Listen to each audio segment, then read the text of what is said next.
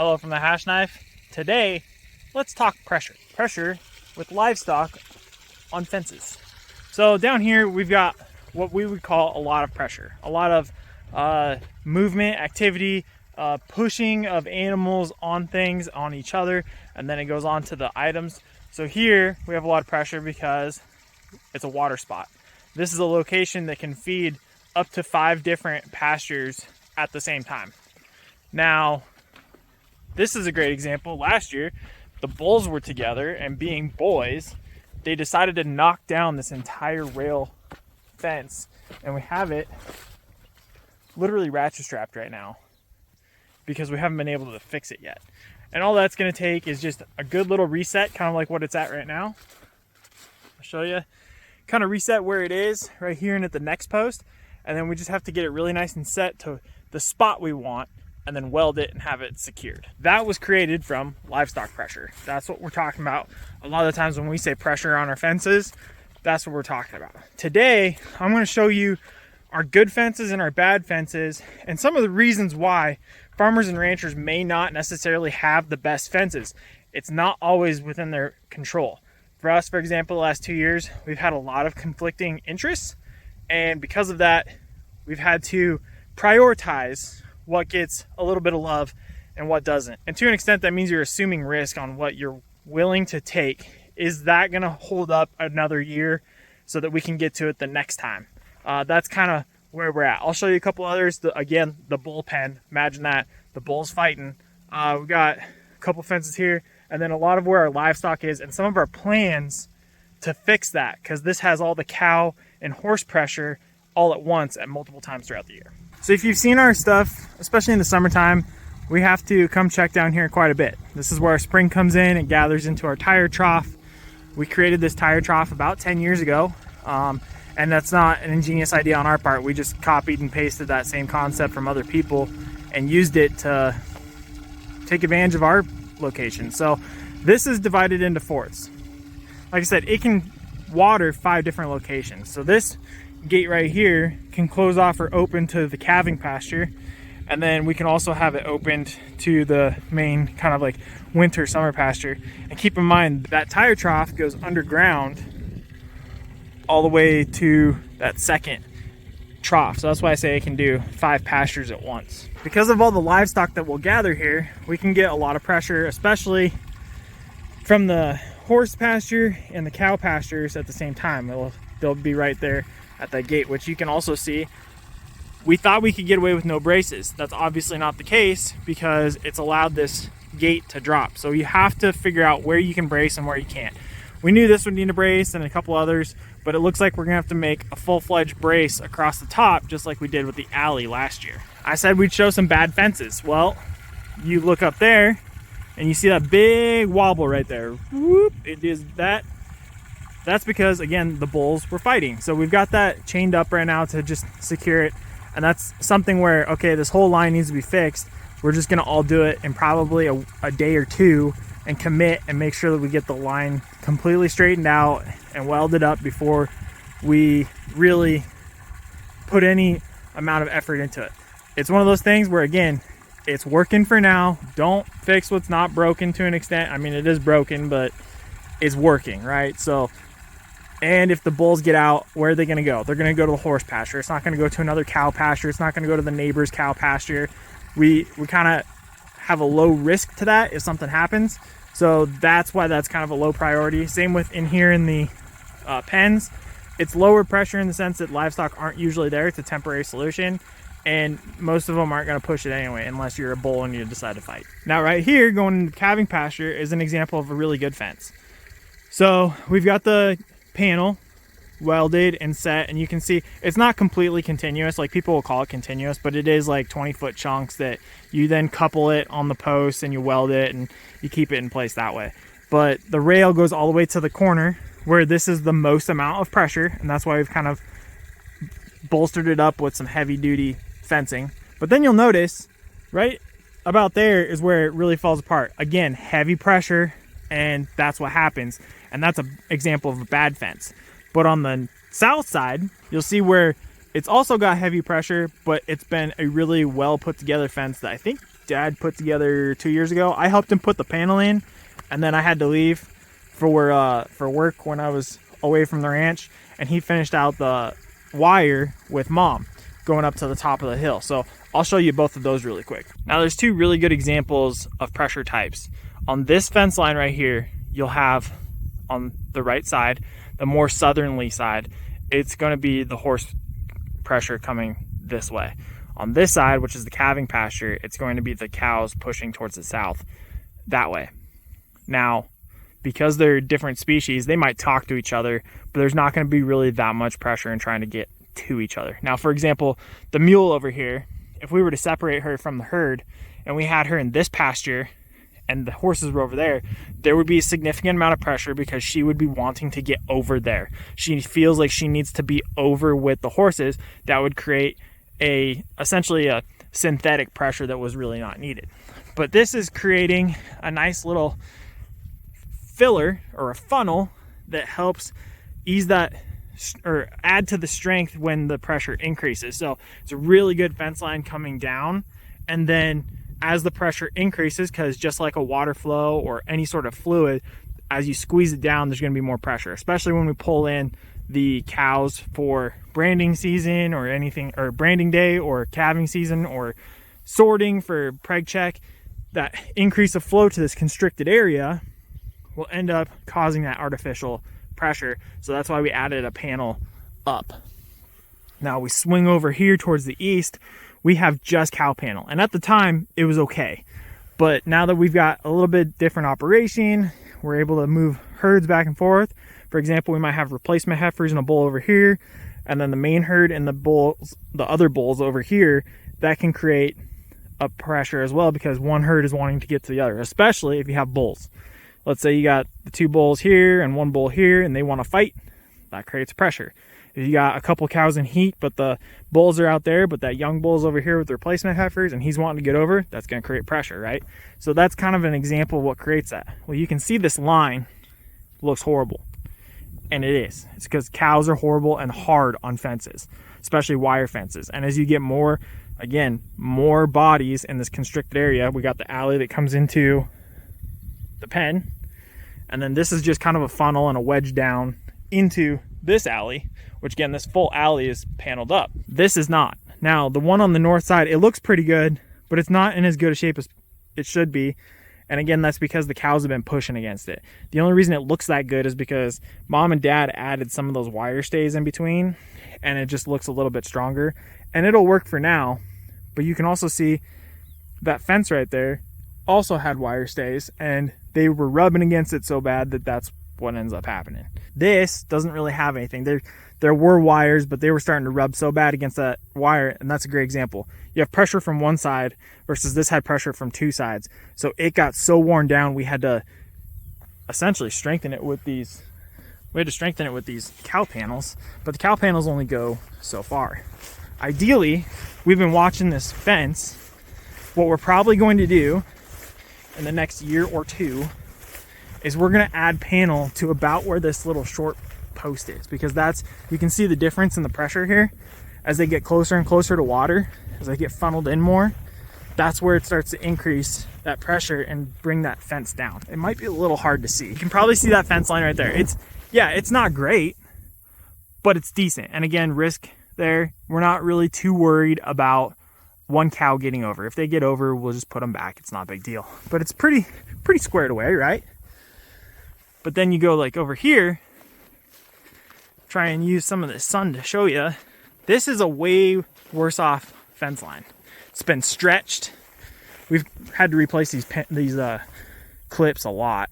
I swear we did this not too long ago, but there we are. But you can see how much that has stretched and moved because they keep rubbing against it. So the higher the pressure, the increase in degradation of the fence and of bringing it to kind of a shambly state.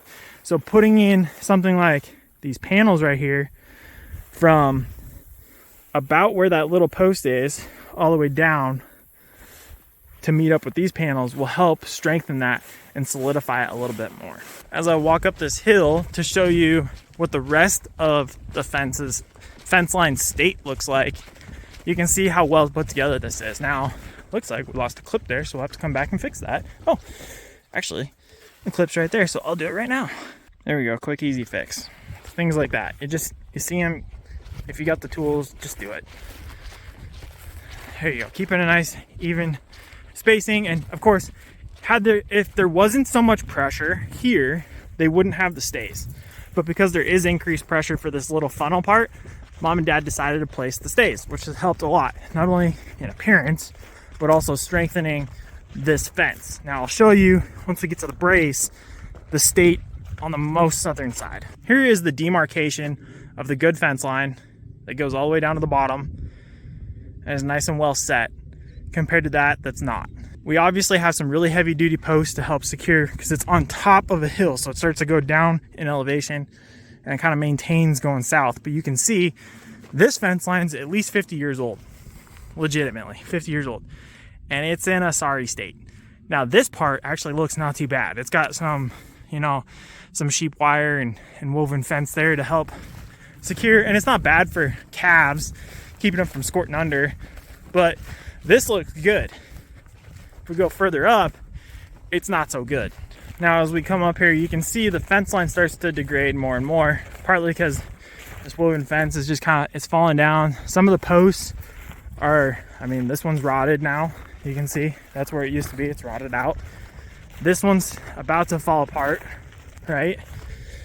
It's solid, but it's gonna start falling apart here before it does down there. Now that's where the risk comes in, right?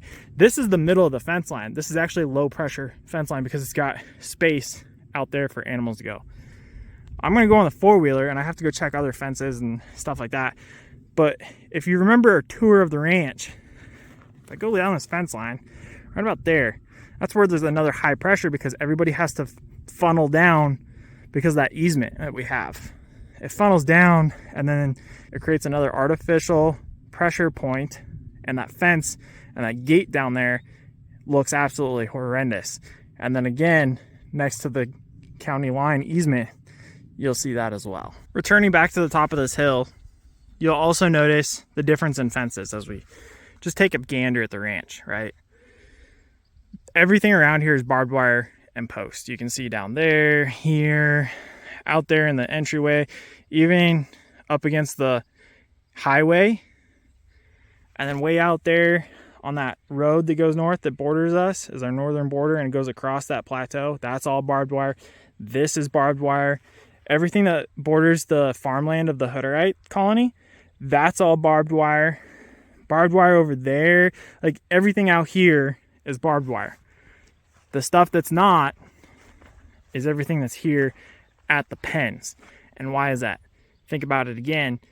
Usually these pens are being used by the horses and by the cows when we have to gather everybody in to either vaccinate, doctor, we sell horses, so take pictures of the horses. If it's the cows, again, vaccinate, preg test, brand, bring in the calves if something's going on during calving season.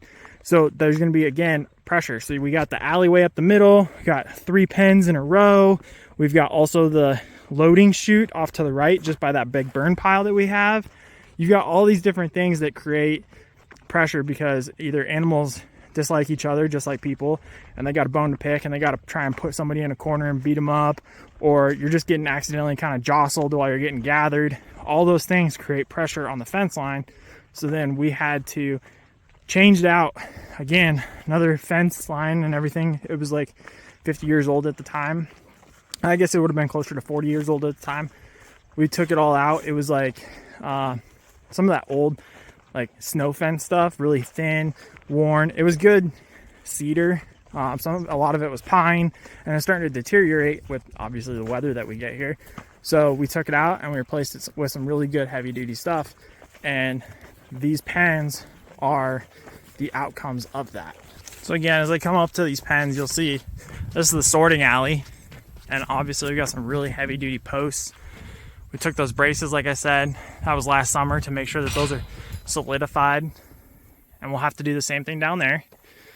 But then where the sorting and branding chute and calf chute and everything, that's all extra heavy duty compared to this other stuff. because again, you get all those little bodies pushed in there. And then of course, when we preg test, you know, you get half dozen, 10 cows in at once. It's a lot of pressure. You got 1,200 pounds of cow pushing against all that.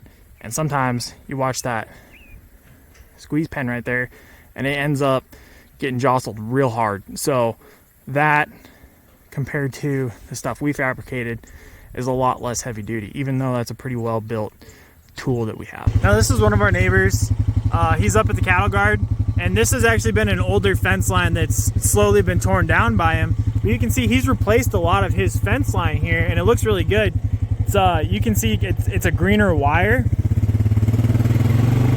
and it's not metal and rusted. You can see what he's done also is he's minimized the impact of pressure by adding lines to the bottom, which is fantastic, and that's really helpful to us and to them, especially when we have horses here and they've got horses over there. Now another thing our neighbor's done that we also do is he's backed his hay off of the fence, because the horses will try and reach across and eat it. So again, to minimize pressure on his fence line, he's pulled that back. You can also see that difference I was saying about how he added fence lines to the bottom to kind of help support something trying to go underneath, especially because I know he throws calves in here too. But the difference between that and over here, where you don't have anything squirting out underneath, he's just got 4 lines versus looks like he's got 6 there. So that's a big difference in how you try and minimize the pressure and the release of any part of a livestock animal getting through or anything like that. Another example here is trying to meet the pressure with the equal amount of force. Our neighbor did a really good job with adding lines. This is the bull pasture, so there's actually 2 stays in between each post to help support and to maintain that fence line with a little bit of integrity. We come across the line here, across the road into the ranch, and this is where the stud pasture is, and where we'll sometimes put out some butcher steers or anything that's really kind of just a maintenance over the summertime to help graze this a little bit and just let them out. This, in between each post, might have a stay. That one happens to have 2, because I think there was a little bit of extra something going on there. But everything else either has no stay or just 1 down the line. So this has a lot less pressure to it, so it needs a lot less reinforcement. So if you think about it, more pressure equals more reinforcement. That's why, like, the pens have the heavy duty steel. Now that I've come up to check on mineral, I get a chance to look at the fence here, and this is where the high pressure area is. You can see we got more of this northern section that comes into this little tiny funnel between these folks' property at the corner and here, as the animals are able to cross the easement into the southern portion here. So you look at this side here, let's take a look. It's really messed up, it's old, it's starting to fall apart, but it really gets bad as you get to this corner, as evident by the brace post, because you can see the actual brace is falling off because they probably pushed and rubbed up against it so much. This fence, or this gate itself, isn't too bad because we ended up replacing it not too bad, or too long ago. But this is what we used to do, just wood brace posts, but we've transitioned to the metal ones like I've showed. But this right here has even got a panel to kind of hold this up and support it, because as that pressure comes from the middle of the fence line like I had shown and gets closer and closer to this funnel, it starts to get more and more pressure from the cows rubbing up against it, kind of coming up into this corner, the horses coming through to water, and then of course if the cows see food or cake, they'll come out to the gate and try and come around us, so it increases that pressure as well.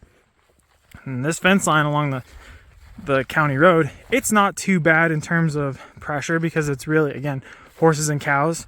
And then of course, like, you have the danger of traffic with the cows, but really you're not as concerned because they're not really moving anywhere. We might be worried about a calf popping through, but with this woven fence, it's actually helped quite a bit with it. But yeah, we just got to make sure to, like, maintain it. This is a project, this particular fence line from here to the corner and back to the top brace post. We really want to get that done probably in the next 2 years, but this is, again, hey, another priority is a little bit higher right now. So once we get past that, then we can start working on some of this stuff. Now here we are again on that easement coming over to the other cattle guard. And this doesn't look too bad. It's the furthest corner in the pasture for the calving pasture. You've got 2 gates here. One that is really for re-access in case something gets across. This used to be part of ours a long time ago, and then the section over there, so it would have been a section. But this fence line, you can see it's pretty straight. Nothing's been really messed with, but it's on the furthest point away from water, and there's not a lot of pressure there. Now, if you go more towards the hills there, a lot of the times this land over here where the crops are will be leased in the wintertime to a man who's got cattle. So sometimes you'll get some external pressure from cows wanting to get over for feed, but because we are able to manage where we feed, we can always bring our cows away from that and release a little bit of that across the fence pressure by bringing everybody to a little bit further feed spot until the cows kind of get savvy and they go away. But yeah, this is an older fence line, and you can kind of tell it's pretty, it's saggy, it's stretched, but there's stays in the middle that are kind of keeping it upright. Much like this, but it's a fence or a gate, so the gates always look horrible because you got a longer stretch there that doesn't have as much support. But this, for the most part, even though it's an older fence line, looks good.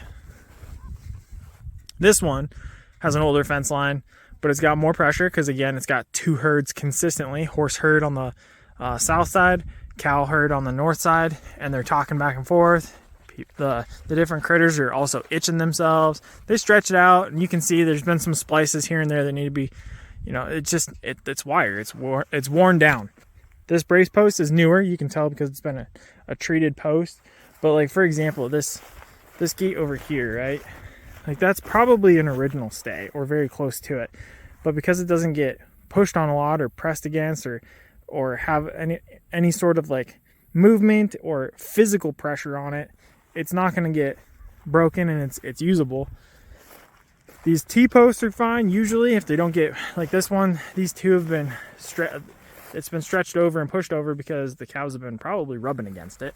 But the thing that you'll notice a lot, especially older fence lines on older farms and ranches out in like places like here, Montana, Wyoming, the Dakotas, is the first thing to go is this wire. Look at how brittle and old that wire is. It's like 50-year-old wire, and it's falling apart. Usually we will get the wire to fall apart before the posts, even the wood posts, because the old school wood posts, a lot of them were cedar, and cedar is great.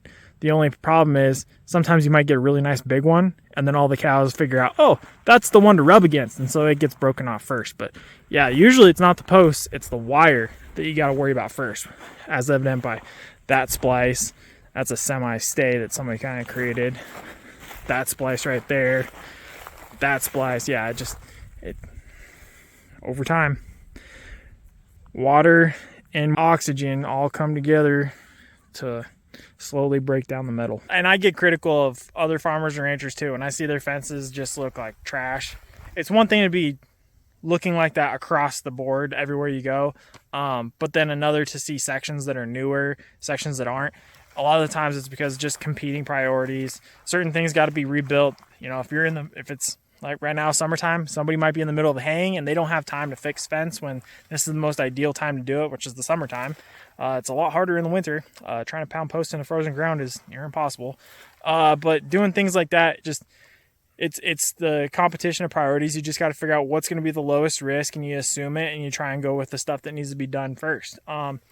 The one thing is you got to think about life events. For example, over 10 years ago when my grandpa was getting really sick and dying, maintenance kind of went to an all-time low.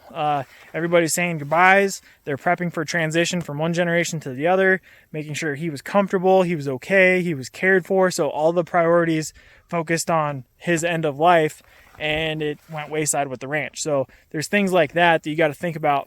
Is that farmer or rancher in the middle of a cancer treatment? Are they getting really sick or fighting a long-term prolonged sickness? Is somebody in their family dealing with something?